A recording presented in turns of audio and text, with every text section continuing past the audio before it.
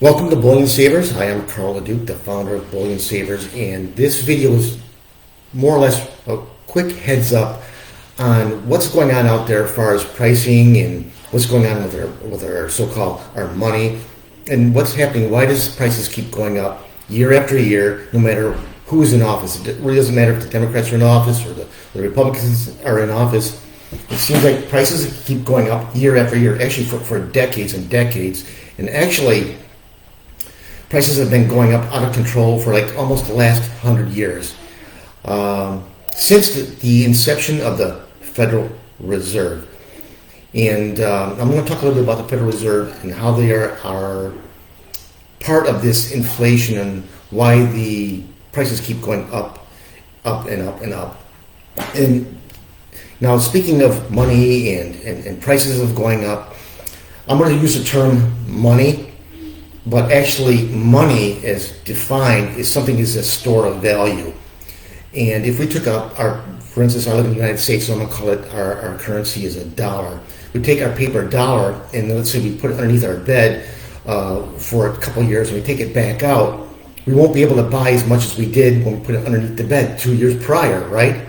Prices keep going up. So it's not a store of value. Money, by definition, is something that is a store of value. So our money or currency does not store value. It's actually currency, and it's actually called a fiat currency, which means it's just paper and it's not backed by anything. So it's a fiat currency. So that's one thing that's going on. The money is not backed up by anything. It's just paper and it's a currency. But really what's going on with the prices, when people go to the store, they say, boy, things have gotten more expensive. This loaf of bread, for instance, now where I live in the U.S., I see prices of bread like are almost $4 a loaf. Not too long ago, I could buy it for $1.50, and probably my parents and other people could buy it even a lot cheaper. So what's going on with the prices? Why are they more expensive? Well, generally people think, well, things have gotten more expensive, but really what's happening, it's the buying power of the dollar is dying or getting less and less. The power or the purchasing power is less, so you need to give more of that currency to get the same item. So the bread's not really getting more expensive. What happening is the buying power or the store value of your dollar is dying, so you have to give more of it to get the same thing. So it's not that the prices are really getting more expensive, it's that the purchasing power of the dollar is going down. So how is it going down? What is going on?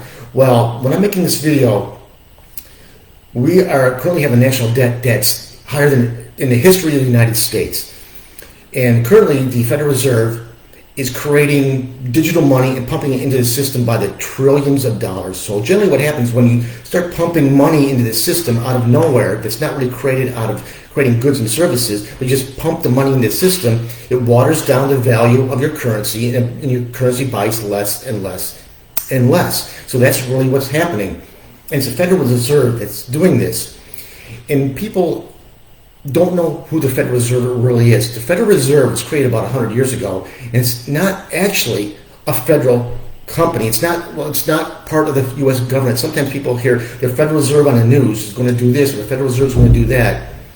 But actually the Federal Reserve is not really part of the U.S. government. People don't know this, but the Federal Reserve, who has now control of our U.S. currency, is actually a for-profit corporation. I think it's filed in the state of Delaware. It's a for-profit corporation filed in the state of Delaware. So who owns this company? Well, actually, or the Federal Reserve. Well, actually, the Federal Reserve is owned by very wealthy globalists from around the world, like the Rothschilds and things like that, globalists from around the world who don't have a special interest in the welfare of the United States or its people. The Federal Reserve is a for-profit corporation, and their main goal is to make a profit for their shareholders, which are globalists who live outside the U.S., who have loyalties to other countries. Now, if you want to know a little bit more about the Federal Reserve and how it got created, you don't need to take my word for it. If you go on to Amazon, you can find a book called The Creature from Jekyll Island. And it talks about how the Federal Reserve was created on an island off Georgia in the middle of the night by these globalists that more or less took over the United States money system. So You can learn more about that by reading the Creature from Jekyll Island, so you don't have to take my word for it. So basically that's what's going on with our dollar. First of all, it's not money, it's currency. Money is a store of value, and we all know our dollar is buying less and less and less, so it's not a store of value, so it can't be called money. It's called currency. It's a fiat currency backed by nothing. It used to be backed by gold, but somebody took our gold and gave us paper instead. So that's what's going on with our currency. And also, the Federal Reserve is just pumping money into the system to keep the system afloat. It's watering down our money more and more and more. And right now, our national debt is in the multiple trillions of dollars, and there's no way we can ever pay that back. There's no way they can tax us enough to pay that back. You hear some politicians say, well, we got to tax the rich, you got to pay their fair share. If you took the wealth from all the wealthy Americans in America, it wouldn't pay a fraction of the debt that America owes. There's no way we can pay it back, but they keep spending trillions and trillions and trillions of dollars. So why would the Federal Reserve and people in the government keep printing money and indebting America by trillions of dollars that they could never tax back or pay off? One philosophy is they are trying to destroy the monetary system in the U.S. so they can bring in a new monetary system.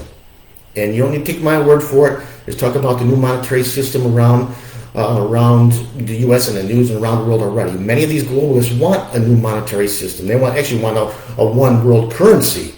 And that's a whole other subject for another day.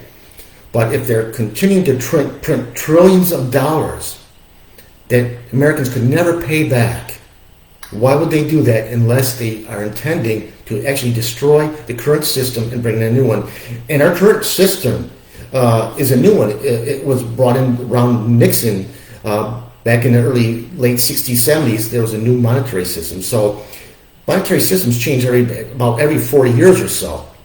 So basically, I'm going to close up this video. It was just a real quick heads up, just letting some people know about what's going on with the money, why things are going out of control. It's partly because the Federal Reserve, they are printing money like there's no end, and the Federal Reserve is not part of the United States government. It's a privately held corporation held by globalists from around the world whose primary interest is to make profit for their shareholders. And the Federal Reserve does not really have the interest of America or its people.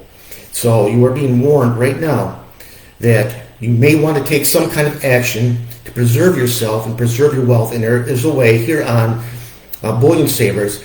I have some information and some things